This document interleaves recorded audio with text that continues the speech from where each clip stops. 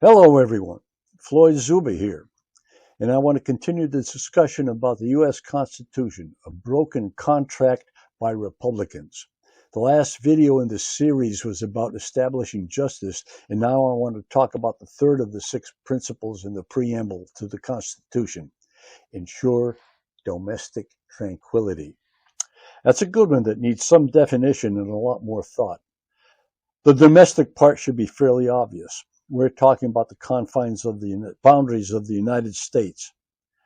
That's all 50 states to you. I'm pretty sure that most of us know that, but given the direction that Republicans want to take us with education, who knows?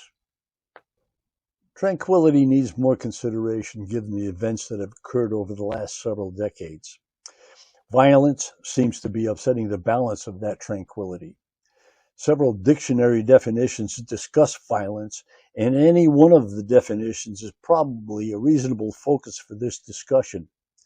Look up any of those definitions.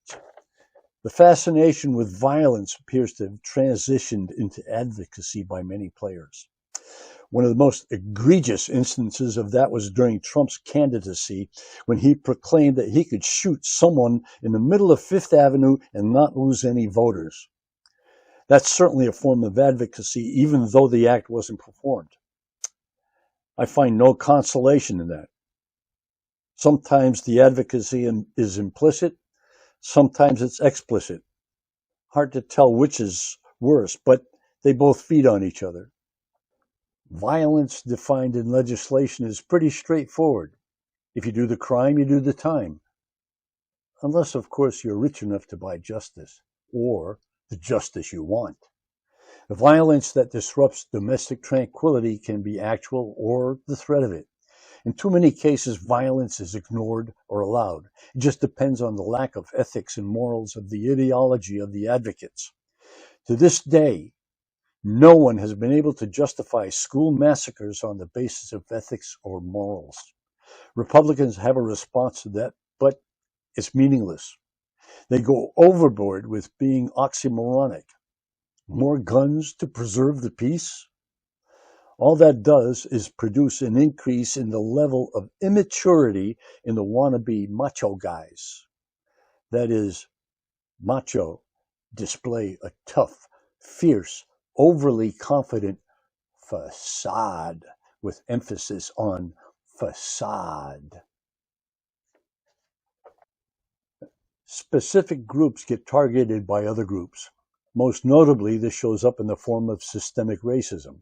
If you think in terms of community, the black community suffers more violence than it deserves. There's always some white guy who's ready to point out black on black violence without doing the proper research. It's also easy to point the finger at higher crime rates among the black population, but that doesn't correspond with the suspiciously disproportionate sentencing of black citizens. Crime statistics are used only to justify enhanced policing in the black community to collect unjust arrests and convictions, disrupting their domestic tranquility. Violence based on racism will do that. The domestic tranquility of innocent victims of gun violence suffers.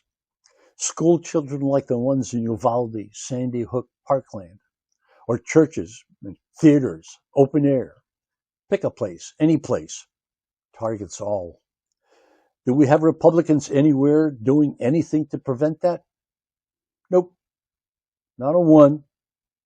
The best or worst they can do is come up with stupid shit like stand your ground in Florida, concealed carry in Louisiana without restrictions.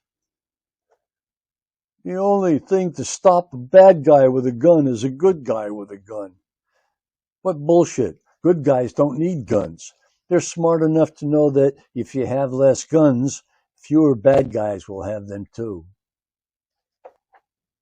Violence based on immature masculinity will grab for the gun.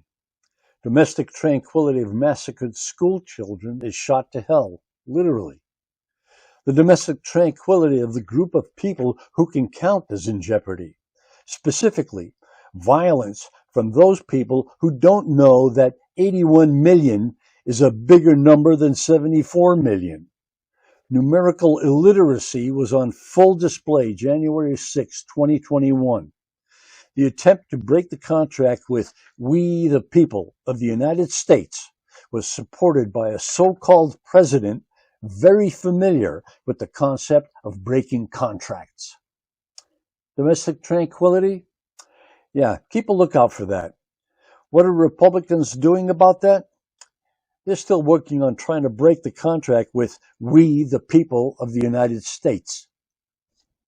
In the next video, I want to go over the principle of common defense in the preamble to the Constitution. Has anyone read the preamble to the Constitution yet?